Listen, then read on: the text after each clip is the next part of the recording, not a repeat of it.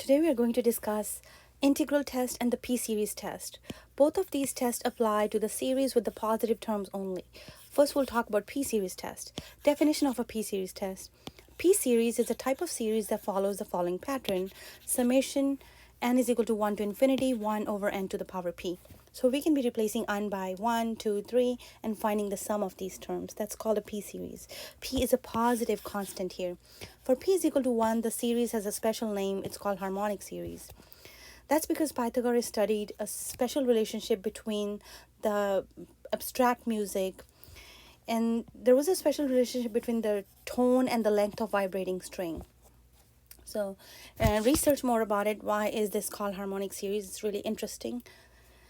Convergence of a p-series. The p-series is summation n is equal to 1 to infinity, 1 over n to the power p, 1 over 1 to the power p, plus 1 over 2 to the power p, plus 1 over 3 to the power p, and so on, infinite series. So this series converges if p is greater than 1. This series diverges if p lies between 0 and 1. Proof divergence of harmonic series. There's many ways to prove this. I'm going to prove it later in this video using integral test. That's the easier way to prove it. But we can also look at we can prove it using contradiction. We can look at the partial sums and the sequence of partial sums. So harmonic series always diverges because what is your p in this case? In this case, it's 1 over n to the power 1. And p is equal to 1. So that's why we can also use the p-series test to say that this series diverges. Now we're going to look at some convergent and divergent p-series. Convergent and divergent p-series. So first of all, we have n is equal to 1 to infinity. These are direct applications of p-series test. So what is n? What is my p here? P is equal to 2. And we just saw if p is greater than 1, the series converges. It doesn't tell us what does it converge to, and that's not the question in here. We're just trying to decide if the series is convergent or divergent. Next example, this is n is equal to 1 to infinity, 1 over n to the power 1 half. Now p is equal to 1 half, which is less than 1, so this series diverges. If p lies between 0 and 1, the series diverges. Next, the n is equal to p is equal to 1 here. So if p is greater than, if p is even equal to 1, the series diverges. We just talked about that in the test. If p lies between 0 and 1, p can equal to 1, series diverges. If p is greater than 1, series converges.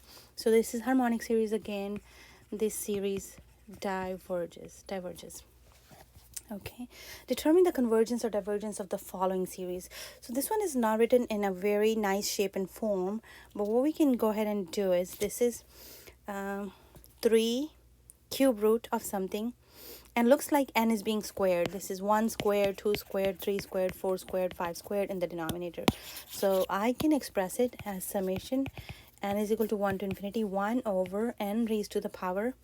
N is squared and then cube rooted. Same thing, cube root of n can be written as power 1/3, and n is being squared. If n is 1, I have 1 in the denominator. If n is 2, the second term I have 4, third term I have 9, fourth term I have 16, and so on. So here my p is equal to 2/3, which is less than 1. So using p-series test, always write that whenever you're stating convergence or divergence of a series, always note what test did you use. Using p-series test, this series, the one we're talking about, n is equal to 1 to infinity, 1 over n to the power 2/3 diverges. This series diverges. Now we're going to look at the integral test. Integral test is another test to check the convergence and divergence of the series. And again, this test applies to the series with positive terms only. Series with positive terms only. Series with positive terms only. So if you have a series with positive terms only, we can use the integral test. There are some conditions when the integral test applies. Integral test only applies if f is a positive, continuous, and decreasing for all x greater than or equal to 1, and we can represent our series, our sequence, using the function f of x. Then summation n equals 1 to infinity is same thing as integral of 1 to infinity f of x dx, either both converge or both diverge. So if we can express the nth term using a function f of x, if integral of the function of f(x) going from 1 to infinity converges, then the series will also converge. If the integral diverges, series will also diverge. Also keep in mind this test only applies if f is positive, continuous, and decreasing for all x greater than or equal to 1. So the conditions must be met, only then we can use integral test. Confirm whether the integral test can be applied to the series, then use the integral test to determine the convergence or divergence of the series. So we have summation n equals 1 to infinity n over n square plus 1. So we can express it as f of x is equal to x over x squared plus 1. Now we know f of x is continuous over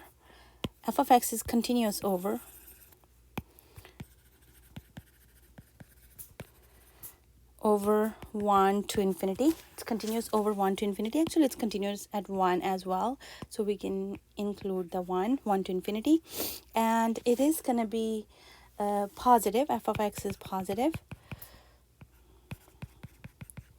And it's also going to be decreasing because the terms are 1. When n is 1, I have 1 over 2, 1 over 2. Next is when n is 2, I have 2 over 5. When n is 3, I have 3 over 10. So terms are getting smaller and smaller. F of x is decreasing. So if all these conditions are met, then we can say integral test applies. Integral test applies. Okay, let's go ahead and apply the integral test. So I'm going to perform the integration. 1 to infinity are the bounds, x over x squared plus 1. This one looks like it's a u substitution. I can use a u substitution. So I'm going to rewrite it, and I'm going to say limit r goes to infinity. R goes to infinity, integral of 1 to r x over x squared plus 1 dx.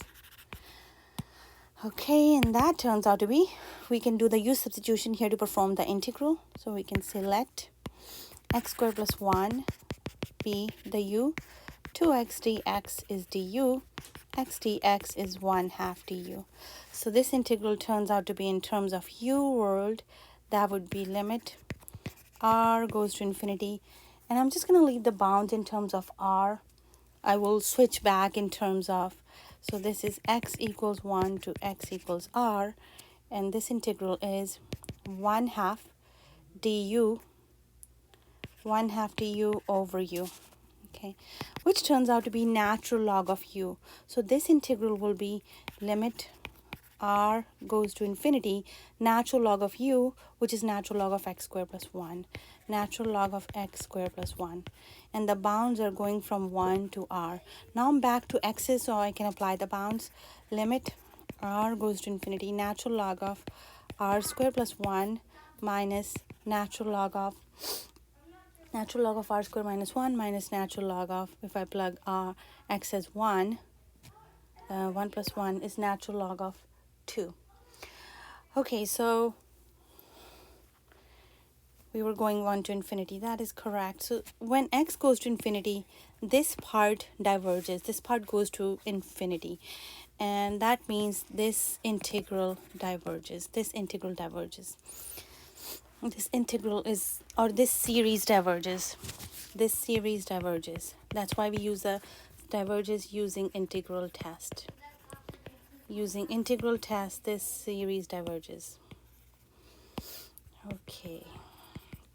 Next example, 1 over n squared plus 1. And again, we want to see if the integral test applies or not. So f of x is positive. That condition is met. Also, f of x is continuous over 1 to infinity. Continuous over 1 to infinity. Continuous over 1 to infinity. And f of x is also decreasing. You can try to write first few terms. When n is 1, I have 1/2. When n is 2, I have 1 over 5. When n is 3, I have 1 over 10, and so on. So f of x is decreasing. If all three conditions are met, that means I can use the integral test. I can say integral test applies. Integral test applies. All right, so Now, let's go ahead and write it as an integral. So 1 to infinity 1 over x squared plus 1 dx. We can express this series using the function, nth term of the series using the function 1 over x squared plus 1, integral from 1 to infinity. Okay, so now limit r goes to infinity 1 to r 1 over x squared plus 1 dx, and that's going to be tangent inverse x. Limit r goes to infinity tangent inverse x, bounds are 1 to r. Let's go ahead and plug in the bounds now. Tangent inverse of x squared plus 1, not x, because my denominator, this would be tangent inverse of x. Yeah, tangent inverse of x. Tangent inverse of x. Bounds are from 1 to r. Tangent inverse of x, bounds are from 1 to r. Okay, so let's check now. That would be tangent inverse of r. I'm going to write limit r goes to infinity first. Limit r goes to infinity, tangent inverse r minus tangent inverse 1. Okay, so now let's think about what's tangent inverse of r, tangent inverse of infinity. Where does tangent go to infinity? Remember, the domain for tangent inverse is between negative pi over 2 and positive pi over 2. So when r is approaching infinity, tangent inverse is going to be positive pi over 2. Tangent inverse of 1 is pi over 4. So pi over 2 minus pi over 4 turns out to be pi over 4. So we can say this series converges. The series converges. Another example, we have 1 over n square root of natural log of n. Looks like, let's see, first of all, we know this f of x is continuous over, when n is 1, this is not going to be continuous, but that's not what we're looking at. We're starting looking from 2. 2 to infinity, f of x is continuous. Between 2 to infinity, f of x is continuous, including 2. And the second condition is f of x is positive. All the terms are going to be positive, only positive. F of x is positive. The third, let's go ahead and write the first few terms and see if it's increasing and decreasing. So when n is 1, I would have, actually n cannot equal 1. 1 over 2 square root of natural log of 2, 1 over 3 square root of natural log of 3, 1 over 4 square root of natural log of 4, and so on. And as you can see, these values are going to be, this is going to be a decreasing series. This is going to be a decreasing series or decreasing function, whatever you want to call it, doesn't matter. We're talking about both here. So this is a decreasing function. If all these conditions are met, that means integral test applies. And all these are improper integrals because we have infinity as one of the bounds. So integral test applies. Integral test says that we can do the integral 2 to infinity of 1 over x square root of natural log of x dx.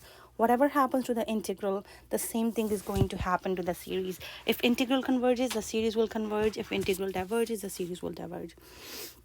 So let's say limit r goes to infinity, 2 to infinity, 2 to r now, because we are saying r goes to infinity, 2 to r 1 over x square root of natural log of x dx.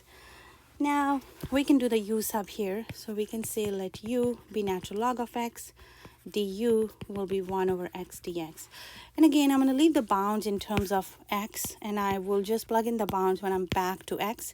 So I'm going to say x is equal to 2 to x is equal to r, and limit r goes to infinity, 1 over, so it's just going to be 1 over square root of u du. And what is integral of 1 over square root of u du? That is u to the power negative 1/2 plus 1 divided by negative 1/2 plus 1. And the bounds are x equals 2 to x equals r. Limit r goes to infinity. Okay, now limit r goes to infinity. U to the power negative half plus 1 is going to be positive half. And what did we call u in the beginning? Let's replace u by that. So natural log to the power 1/2 divided by positive 1/2 is same thing as multiplying natural log of x. Okay. And the bounds are x is equal to 2 to x equals r. So we can take the limit now or plug in the bounds. Limit r goes to infinity, 2 natural log of infinity to the power 1/2 minus 2 natural log of 2 to the power 1/2. So let's see, what is natural log of infinity? What is natural log of r? Maybe instead of writing infinity, let's just think about r here. And think about when r goes to infinity, what is going to happen to this piece of the function? Think about natural log function. This is how the graph looks like. When x gets really, really large, the input value gets really, really large, the natural log of x, the y value, also gets really, really large. And there's square root of x, which is going to be similar condition. So not exactly the same graph, but when x is going to become very large, this whole piece is going to go to infinity. So we can say this series is divergent using the integral test. Okay, this series is divergent using integral test. We have one more example, part D. So I'm going to go ahead and erase part C to make some room. Again, we're going to be using integral test here. So let's see. For the integral test, we're only going to look at problem D now. So first condition is f of x. We can say f of x is x over e to the power x.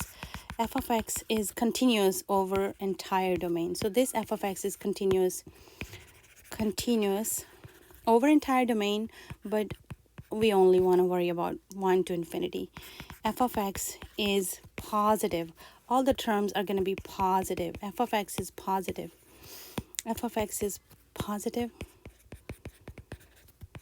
over 1 to infinity.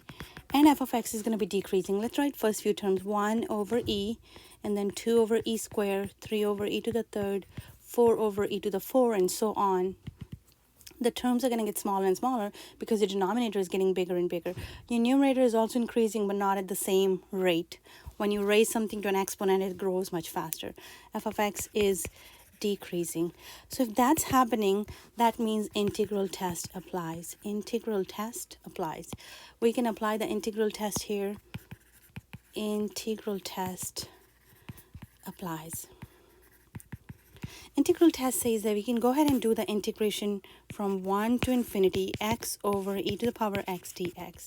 Now here, I think I will have to use integration by parts. So I'm going to say limit r goes to infinity, 1 to r, x e to the power negative x dx. So we're going to do integration by parts. That I'm going to perform integration by parts on a separate space so that x e to the power negative x dx. So let u and dv, let's choose our u and dv. U will be x, dv would be e to the power negative x dx. So du turns out to be dx, v turns out to be e to the power negative x over negative 1. Okay, so integral u dv is equal to uv minus v du. We're going to break it. Now u times v, it is negative x times e to the power negative x minus integral of v du. E to the power negative x divided by negative 1 will make it a positive, and du is dx. So it turns out to be negative x e to the power negative x plus e to the power negative x divided by negative 1, right? Which is negative x e to the power negative x minus e to the power negative x. So that's what the integral turns out to be. If I pull out e to the power negative x, I have negative x minus 1 inside. Okay, now let's go ahead and plug in the bound. You already performed the integration. So limit r goes to infinity. We are going from e to the power negative x minus 1 from 1 to r. Limit r goes to infinity. Let's plug in the e to the power negative r minus 1 minus e to the power negative 1 minus 1. So let's see, where does this go? This is going to be maybe cleaning up or just thinking about it again. 1 over e to the power r, negative r minus 1. So that piece is, this is going to be infinity. When I'm taking the limit, this is going to be infinity over infinity type. So we can go ahead and do the derivative of the numerator minus derivative of denominator, and that's 1 over e times negative 2. So this piece, we can do L'Hopital rule because it is infinity over infinity form. So this piece is infinity over infinity form. which means we can do the derivative of numerator divided by derivative of denominator. Limit r goes to infinity, derivative of numerator would be -1, derivative of denominator would be just e to the power r, minus, it's going to be plus 2 over e. Now when r goes to infinity, this piece is going to go to 0 because it's in the denominator. So this piece will go to 0 when r goes to infinity.